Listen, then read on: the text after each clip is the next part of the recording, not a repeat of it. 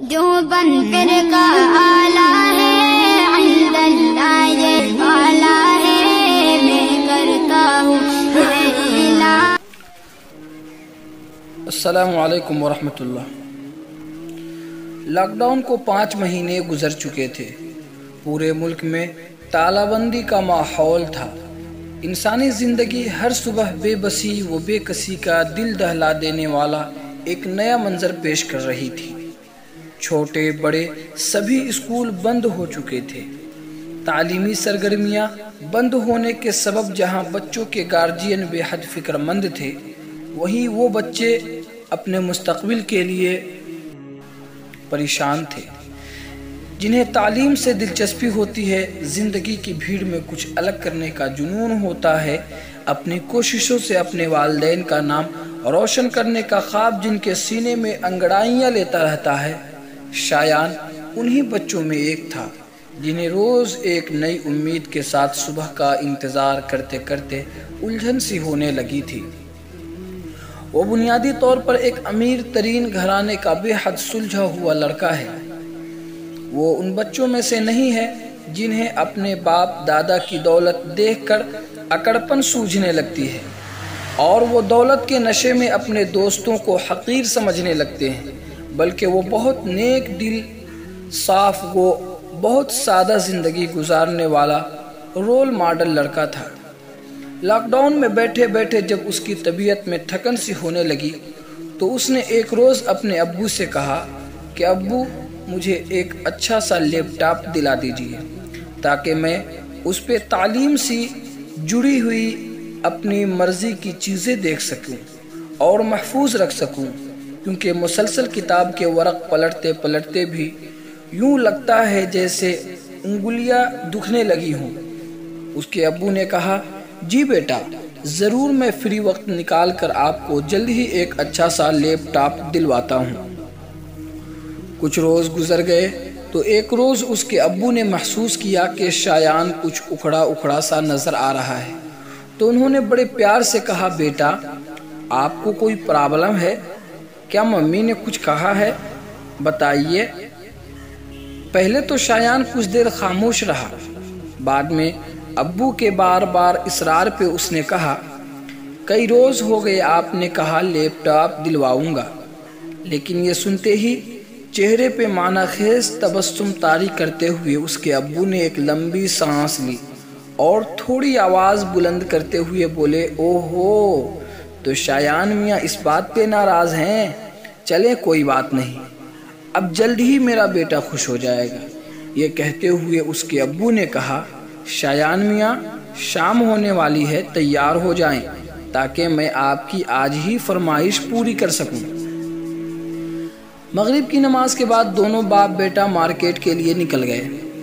گاڑی پہ بیٹھے ہوئے ابھی چند منٹ ہی گزرے ہوں گے کہ راستہ کنارے پر اپنے ہر دل عزیز استاد ماسٹر برکت علی صاحب پہ اس کی نظر پڑ گئی، جنہیں دیکھ کر جہاں شایان کے چہرے کی رونق بڑھ گئی، وہیں ان کی بدلی ہوئی حالت دیکھ کر وہ سکتے میں تھا، کیونکہ ماسٹر برکت صاحب کے بارے میں یہ مشہور تھا کہ وہ بازار وغیرہ کی چیزیں نہیں کھاتے، بلا ضرورت نہیں بولتے، اپنے طلبہ کو جی کھول کر وقت دیتے ہیں اور غریب بچوں کی اپنی صلاحیت کے مطابق مدد بھی کرتے ہیں۔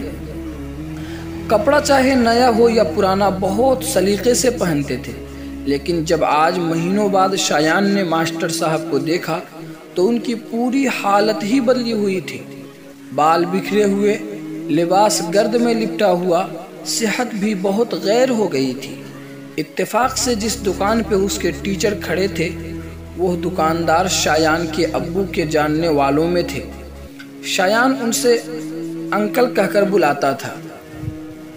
شہر کی بھیڑ بھاڑ میں بروقت گاڑی کو روک کر اپنے استاد سے ملنا اور ان کی خیریت دریافت کرنا تھوڑا مشکل تھا، اسی لیے شایان نے من ہی من میں یہ پلان بنایا کہ واپس آنے کے بعد ابو کو گھر پہ چھوڑ کر دکان والے انکل سے پوچھوں گا کہ میرے سر یہاں پر کیا کر رہے تھے۔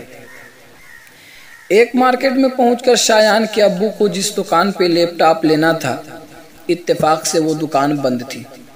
اس کے ابو شایان سے متوجہ ہوئے اور بولے، بیٹا جن سے لینا تھا ان کی دکان تو فی الحال بند ہے، بقیہ لوگوں کا کیا ٹھکانہ کتنے کی چیز کتنے میں دے دے، اسی لیے اگر ابو کی بات کا برا نہ مانے تو دوسرے روز آ کر لے لیں گے، کیسا رہے گا؟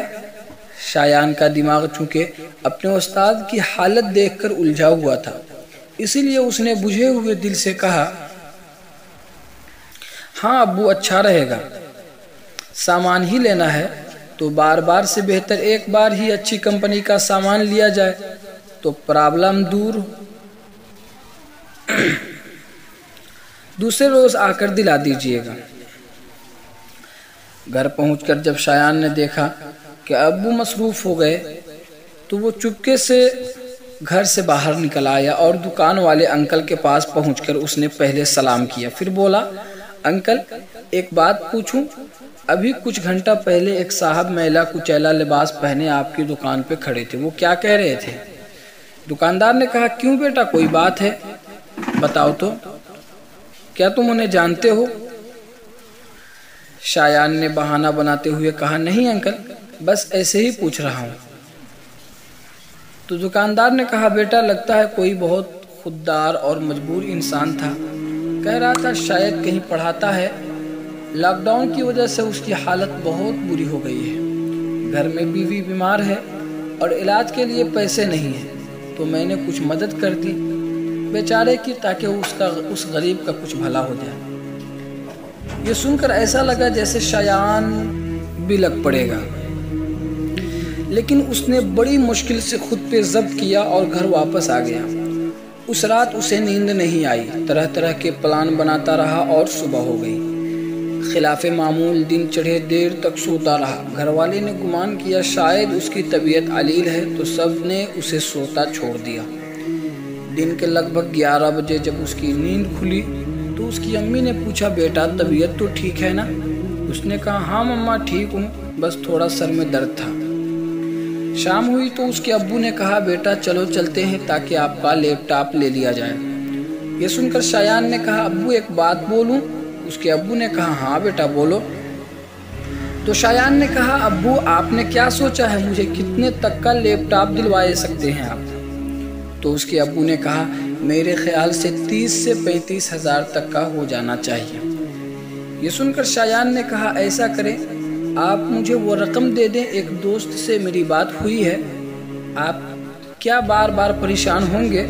میں اپنے دوست کے ساتھ جا کر خود ہی لے لوں گا۔ بات بیٹے کی خوشی کی تھی، اسی لیے اس کے ابو مان گئے اور انہوں نے 35,000 روپیہ شایان کے ہاتھ میں تھماتے ہوئے کہا، لیجئے شایان میاں، اب میری یہ لیپ ٹاپ والی ذمہ داری ختم ہو گئی، آپ اپنا پیسہ پکڑیے اور اپنی مرضی کا لیپ ٹاپ شوق سے لے لیجئے۔ موٹی رقم ہاتھ میں پا کر شایان بڑا خوش ہوا اور اس نے اپنے اس دوست کو کال کیا جو کہا کرتا تھا کہ وہ برکت سر کی فلیٹ کے آس پاس ہی کہیں رہتا ہے۔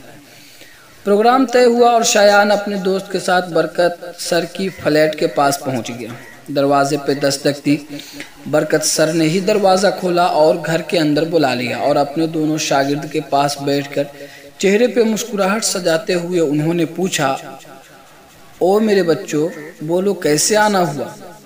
یہ سن کر شایان کی آنکھوں میں آنسو تیرنے لگے اور وہ سوچنے لگا، آہ زندگی کے بھی کتنے روپ ہوتے ہیں، سر اندر سے اتنے پریشان ہیں پھر بھی لبوں پہ مسکراہٹ۔ بڑی مشکل سے خود پہ ضبط کرتے ہوئے نظریں نیچی کیے شایان نے کہا، سر ایک بات پوچھوں، آپ برا تو نہیں مانیں گے؟ اس پہ برکت سر نے کہا، نہیں بیٹا بالکل نہیں، تم لوگ میرے بچے کی طرح ہو، میں برا کیوں مانوں گا؟ شایان نے کہا، سر آپ کی بیوی کی طبیعت خراب ہے نا؟ یہ سن کر برکت سر تھوڑے حیران ہوئے۔ اس سے پہلے کہ وہ کچھ بولتے شایان نے کہا، سر اب یہ مت پوچھئے گا کہ یہ کہاں سے کیسے معلوم ہوا، بس یہ بتائیے کہ علاج میں آپ کے حساب سے کتنے پیسے لگیں گے؟ دل پہ پتھر رکھ کر برکت سر نے کہا، بیٹا بولتے ہوئے تو کچھ عجیب سا لگ رہا ہے، لیکن اتنے حق سے پوچھ رہے ہو تو بتانا پڑے گا۔ لگ بھگ 10,000 تو لگ ہی جائیں گے۔ شایان نے جھٹ اپنی جیب سے 15,000 نکال کر برکت سر کے ہاتھ میں دیتے ہوئے کہا، سر یہ چھوٹا سا تحفہ میری طرف سے قبول کیجئے، پلیز انکار مت کیجئے گا، 5 مہینے میں پہلی بار اتنی موٹی رقم ماسٹر برکت صاحب کے ہاتھ میں آئی تھی۔ وہ لیتے ہوئے شایان سے گلے لگ کر پوری طرح رو پڑے۔ کچھ روز بعد شایان نے ایک نیا لیپ ٹاپ لیا۔